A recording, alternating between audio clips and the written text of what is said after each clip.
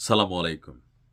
Doctor Mohammad Yunus রাষ্ট্র ক্ষমতায় জুলাই আন্দোলনের যে অভ্যুত্থান, চেতনা সবকিছুকে মিক্সিং করে তিনি বসেছিলেন।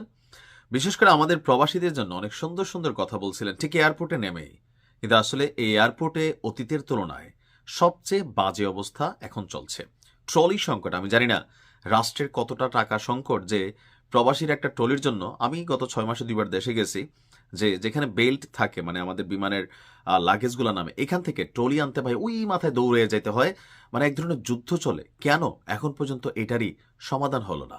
এটা ডক্টর ইউনূস সরকারের কাছে প্রশ্ন রেখে শুরু করছি যে অনেক তো দিলেন, পাকিস্তানকেও অনেক কিছু আপনি দিয়ে গেছেন। এই সরকার ইতিহাস পাকিস্তান মনে রাখবে। শেখ হাসিনা বলতো যে ভারতকে যা দিছি ভারত মনে রাখবে। তো ডক্টর ইউনূসের এই সরকার তারাও পাকিস্তানকে যা দিছে পাকিস্তান মনে রাখবে।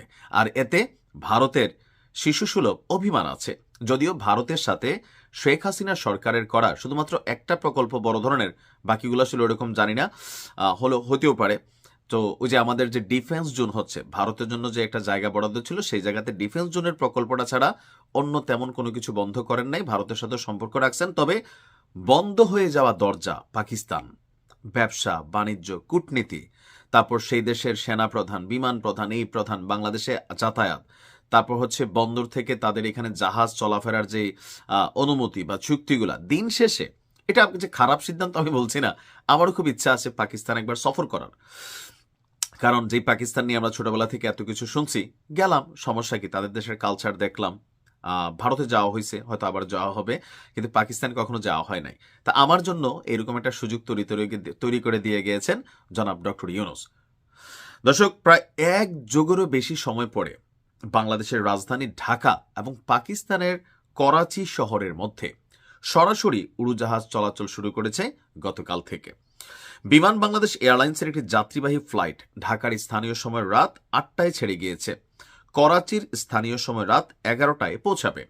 প্রথম ফ্লাইটটি বোয়িং 737 উড়োজাহাজ দিয়ে পরিচালিত হয়েছে। এই ফ্লাইটের জন্য ১৬২ আসনের সমস্ত টিকিট বিক্রি হয়ে গেছে। এর মাধ্যমে বাংলাদেশের যাত্রীদের দীর্ঘদিন পর পাকিস্তানের সাথে সরাসরি বিমান যোগাযোগের সুযোগ তৈরি হলো।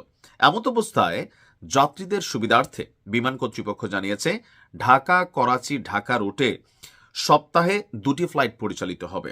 প্রতি সপ্তাহে বৃহস্পতিবার এবং শনিবার এই ফ্লাইটগুলো পরিচালিত হবে। আর এটি একটি গুরুত্বপূর্ণ মাইলফলক হিসাবে দেখা হচ্ছে যে ২০১২ সালে সর্বশেষ এই রুটে বিমান চলাচল বন্ধ হয়ে যায়। আর এরপর ২০২৪ সালে ডক্টর ইউনূসের এই অন্তর্বর্তী সরকার গঠন হওয়ার পর ঢাকা করাচি রুটে ফ্লাইট চালানোর পরিকল্পনা নেওয়া হয়। তো প্রায় ১ যুগ আমার কাছে মনে হলো যে খারাপ সিদ্ধান্ত, আমার কাছে এটা কোনোভাবে মনে হচ্ছে না। দেখেন, গ্লোবালাইজেশনের যুগ চলতেছে। আমাদের কোনো দেশের সাথে অতিরিক্ত প্রীতি, কোনো দেশের সাথে অতিরিক্ত শত্রুতা কোনোটাই ভালো না। তবে পাকিস্তানের জন্য রাষ্ট্র হিসেবে অনেকটা পজিটিভ ফিডব্যাক তৈরি হয়েছে যে তারা হয়তো এখানে কি বলা হয়েছে, ব্যবসা বাণিজ্য বিভিন্ন কাজে তাদের দেশের মানুষ আসবে, আমরাও আসবো। তো এখানে প্রোগ্রামে উপস্থিত ছিলেন বেসামরিক বিমান পরিবহন পর্যটন মন্ত্রণালয় বিমান বাংলাদেশ এয়ারলাইন্সের চেয়ারম্যান শেখ বশিরউদ্দিন ভাই, আর বাংলাদেশ নিযুক্ত পাকিস্তানের রাষ্ট্রদূত ইমরান হায়দার, বেবি চপ চেয়ারম্যান এয়ার মার্শাল যিনি আছেন ভাইস মার্শাল মোহাম্মদ মুস্তফা। আর ২৯ জানুয়ারি থেকে আপনার শীতকালীন সূচি অনুযায়ী প্রতি বৃহস্পতি এবং শনিবারে এই ফ্লাইট হবে। আপনারা যারা আছেন চাইতে পারেন, আমারও যাওয়ার প্ল্যান আছে। তবে ডক্টর ইউনূস পাকিস্তানকে যা দিয়ে গেছে, পাকিস্তান ডক্টর ইউনূসকে মনে রাখবে। ভালো থাকুন। আসসালামু আলাইকুম।